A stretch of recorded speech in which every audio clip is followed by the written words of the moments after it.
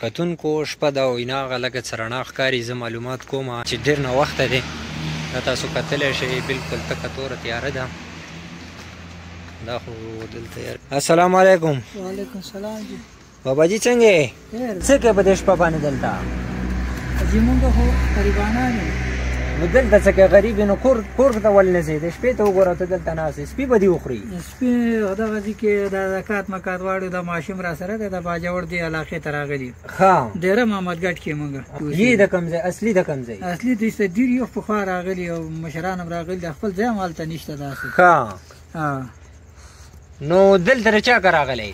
دلته داسې د کلو ملو کې ګرځو او بس دا ماشوم را سره دی، دا کورونه ته نه باسم زکات مکات غواړي. ښه دا ماشوم ستا څه دی؟ دا مې زوی دی. زوی دی دی؟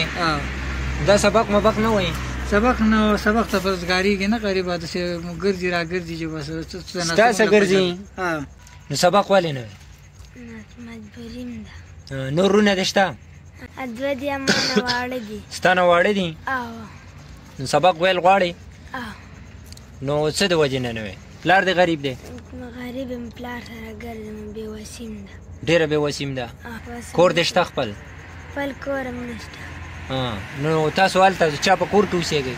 نه نه، پلوسې لاندې م چوپړی والی هغې کې اوسېږو. پلوسې د لاندې م چوپړی والی؟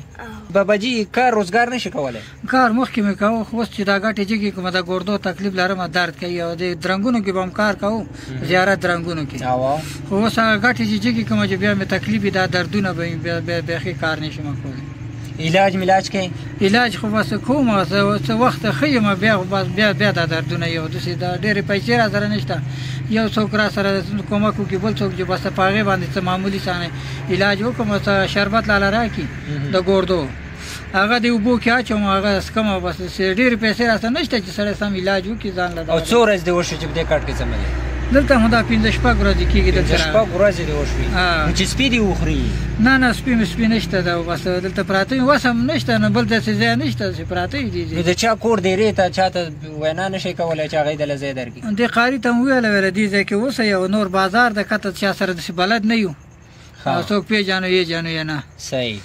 دا ګلالۍ خو داسې د شپې او په داسې سارا کې زما خو والله چې زړه مې په درد کوي یار. والله څه مجبوري ده، څه وسه نه لرو.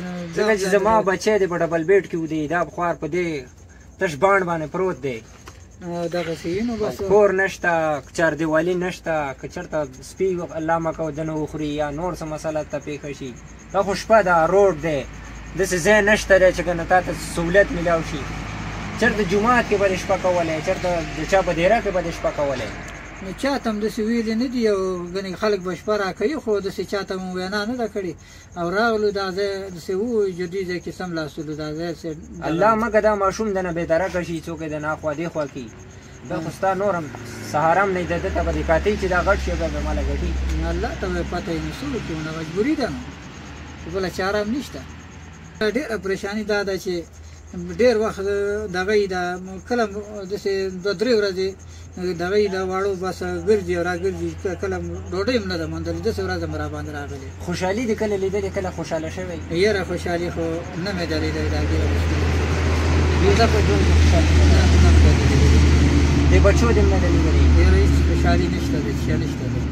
چې جاړه مخه دا ژوند دی راضي به کې، الله پاک به رحم وکړي په تاسو باندې. ما یو کس ته هغه روټۍ یې رغېستې وله لېږلی مې وي، هغه کې راستري بس نیم دې دی وله ورکه نیم به ترې اغولی ویسي.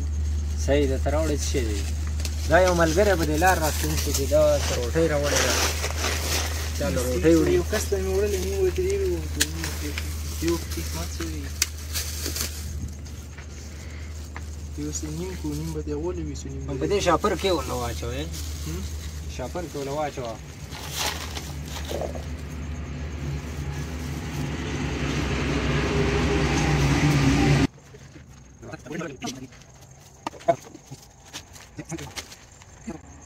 ما ماشومان له څه خټکي راغستي او زه تا له خټکۍ راوړم، ته ورته روټۍ خوره. ښه خپل ماشومان له یې سمه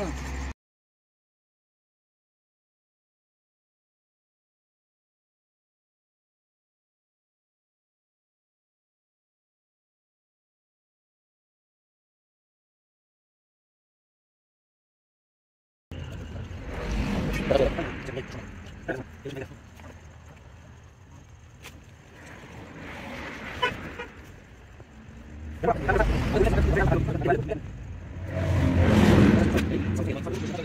یو شاعر دی هغه وایي د غریبۍ مېرمن د واخلم سړی به ستړی وي د بل زړه به ساتي والله چې زما خو زړه جاړي خو کوم فیلینګ چې زه محسوسوم دغه به تاسو نشئ محسوسولی الله تعالی دې زمونږ په دې سپین ګیرو باندې ډېر زیات رحم وکړي ما په ژوند کې دا لولنی داسې سړی ولیدو چې انتهایي ډېر زیات غریب دی ما ډېر غریبانان لیدلي خو د ده په شانته غریبانان دا فرست ټایم ما دا غریب ولیدو چې د اسمان د لاندې چت یې نشته دی هلته هم چې په کوم ځای کې اوسېږي نو هلته هم وایي زما یو چوپړی مې والده کور یې هم دغه شانته دی دا هم په دې خوشې بیابان کې پروت دی نو که داسې حال په موږ باندې راشي نو موږ به څه کوو هسې انسان دی خامخا ځان ته کتل پکار دی زما بچي به یې نغه دی ښه بېغمه ودی ستاسو بچي به هم بېغمه پراته یي هېڅ غم فکر به نه یي سهار چې راپاڅېږي وایي څوک وایي ماله 10 راکړه څوک وایي ماله 20 راکړه د دې سپین ګیري سره د کرایه روپۍ نشته دی چې دی نه وږی ته لاړ شي د دې نه به نور سخت حالات به موږ باندې په ژوند کې ما باندې چېرته نه دي راغلي او دا فرست ټایم ما دا سپین ګیری ولیدو چې داسې حالات دي چې 150 روپۍ د ده څه نشته دی خوار راغلی دی په غنمو پسې ګرځي چا ته وایي زکات راکړه چا ته وایي خیرات راکړه څوک به ورکوي څوک به نه ورکوي څوک به رټي څوک به ورله اوبه ورکوي څوک به ورله ډوډۍ ورکوي څوک به ورله نه ورکوي د چا به زړی د چا به نه وي څوک به ورته د شک په نظر ګوري چې دا مستحق دی یا نه دی د دې خور به ډېر څه لیدلي خو موږ ته یې ویلی به نه شي کیدی شي ځکه چې د دغه خبرې تاسو واورېدلې د دغه چهره وایي چې ما په ژوند چېرته خوشحالي نه ده لیدلې او دغه دا ماشوم دی د ده وختي په سترګو کې اوښکې رالې چې کله د ده نه ما تپوسونه کول نو الله دې په موږ ټولو باندې ورحمېږي بابا دا راته ووایه که ستا په شانته یو غریب تا ته میلاو شي او وس دې کېږي څومره ښېګړه به وساتې کله چې څومره وس وي زه به خپل دغه ورسره نمایي کوم دا یو توړه غنم دي دا به ورسره نمایي کوم چې داسې دا کوم غنم چې تا راټول کړي دا به ورسره نمایي دا به ورسره نمایي د دې نه نور اخلاص زه خو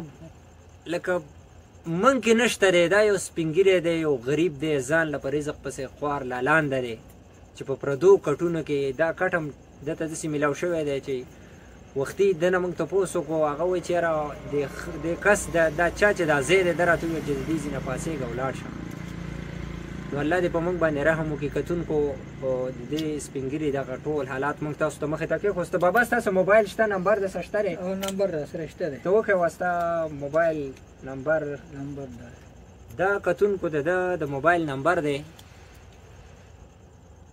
دا تاسو کتلی شئ په دې باندې تاسو د ده سره رابطه کولی شئ چې څومره د وس خاوندانان دي د خدای دپاره د الله دپاره د الله د رضا دپاره چې داسې خلک کم کمزوري خلک تاسو ته په معاشره کې میلاویږي د هغې سره ډېر زیات مرسته وکئ په خپل چاپېرچل کې چې چېرته هم ستاسو کم ماشومان داسې ګرځي چې هغه سبقونه نه وایي یا د هغو وس نه کېږي هغو له کتابونه والئ هغو له کاپۍ نه والئ د هغو د مشرانو سره لاس واړوئ چې هغه په سبقونو ولګئ دا ګلالی دا د سبق په ټیم کې دی د سکول په ټیم کې دی په کار دا وه چې دا اوس کم سے کم په 5م 6م کې د سبق ویلی دا خوار ګرځي ځان له په رزق پسې لالانده شوی ده خو بس د الله د طرفه ده زمونږ په دغه کې څه وس نه رسېږي او د دې سړي سره په دې نمبرو باندې رابطه وکړئ که دی په هر ځای کې تاسو ته میلاو شي دغه شکل صورت یاد ساتئ دا نمبر یې دی په دې سره رابطه وکړئ چې څومره ستاسو وس کېږي د خپل وس مطابق پټه صدقې وله ورکئ زه دا نه وایم چې یاره زما د مخې یا زما په نمبر زما سره رابطه وکړئ ځکه چې زه نه پېژنم ما فرست ټایم دا ولیدلو او زه به م اوس د ده د خوا نه ځمه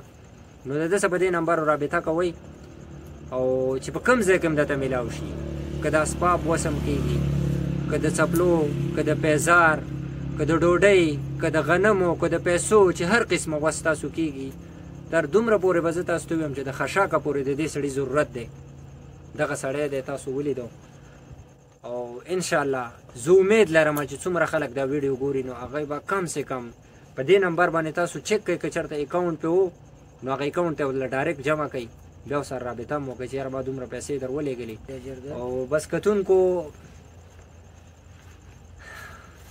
زما څه الفاظ نشته چې زه هغه د دې غربت تاسو ته بیان کړم ځکه چې دغه سړی دی تاسو ټولې خبرې د ده واورېدلې نو زما څه الفاظ ختم کړم زه بالکل جواب اخلم چې زه څه ووایم ده ته او زه څه وکړم د ده لپاره زما خپل هم دومره وس نه کېږي چې څومره زما د وس انشاءالله زه به اوس خپل وس هم خو تاسو هم د دې سړي څخه خامخا لاس واړوئ د دې سره ماسټر شاسوار له اجازت راکئ التلویه الله پامان